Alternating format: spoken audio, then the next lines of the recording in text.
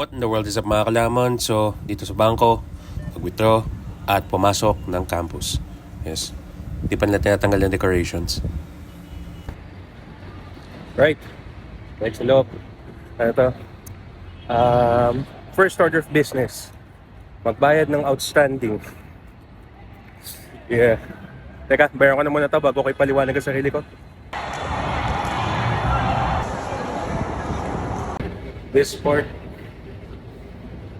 it gets old, pero kailangan.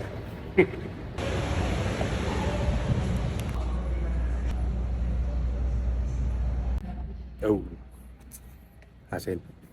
Sige, teka, hanap tayo ng mapupwestuhan. Alright, so, nandito ko ngayon si SJ Walk. Yeah.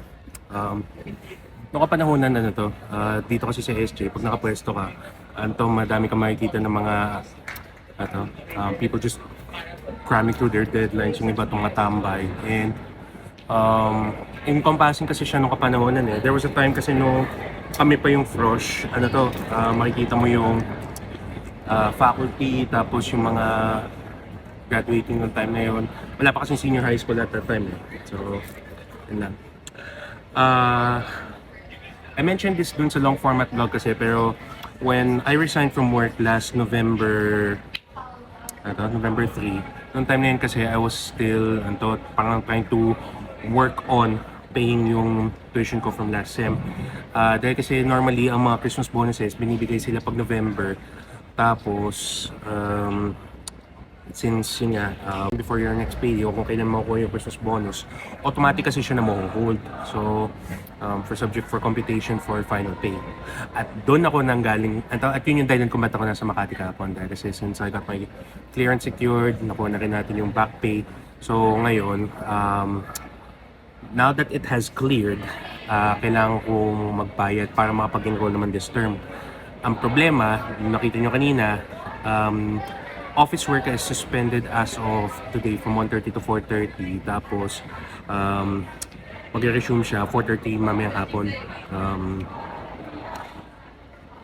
Knowing na mga around 5 to 5:30 kasi din matatapos na rin yung working day. I think baka bukas na lang ako bumalik dito. I mean, it's part 2 the enrollment process. Pagkatapos din kasi noon, I have to work on waiting for clearance to be lifted, siguro mga around 24 hours. Pagkatapos noon, enrollment process. Ibig sabihin noon, pagkatapos mag-enroll, magbabayad na naman tayo ng isa pa. Hopefully for the last time. All my efforts kasi right now is to finish na yung grad school or finish master's thesis as soon as possible. Kaya siguro blessing in disguise na rin lang na umalis na ako sa company or umalis na ako sa corporate dahil makakapag-focus ako ngayon. Dahil I think since alam mo yun, parang ang flagship project kasi ng MBA dito sa Lasal is quite extensive. Parang ganun. Hindi kasi siya tipong strama paper lang na pagkatapos mong gumawa ng 5-year integration plan.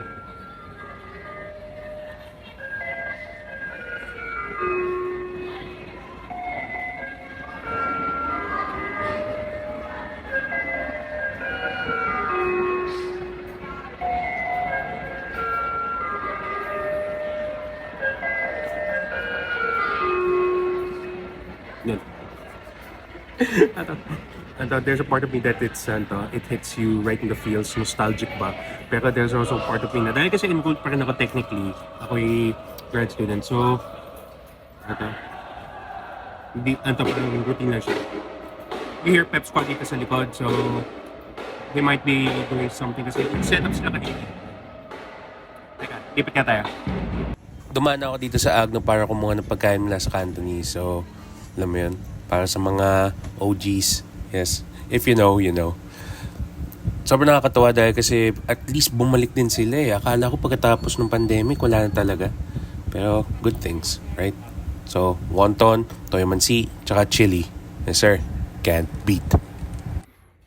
Right. Tumas na ako dahil kasi, well, it's lunchtime. Hindi pa ako kumakain. Kaya bumili na rin ako ng pagkain nila sa Cantonese. So, mabilisan lang dahil kasi meron lang akong kailangan asikasuhin din pagkatapos ng exact clip na to. Pero from yesterday kasi, siguro better now than ever.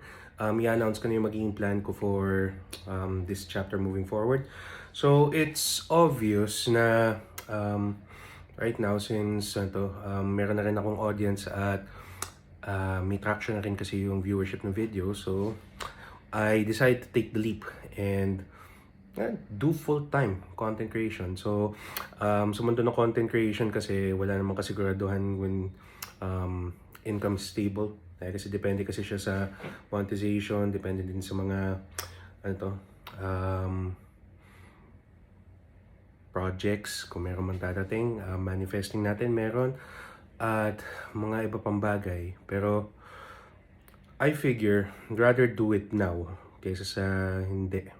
I mean, if you've been following the page kasi since 2015, nagkaroon na kasi ng real traction, or nagkaroon ng really solid engagement kasi after the pandemic. So, maraming salamat lang din sa mga kalamon that has stuck by with me through thick and thin ba.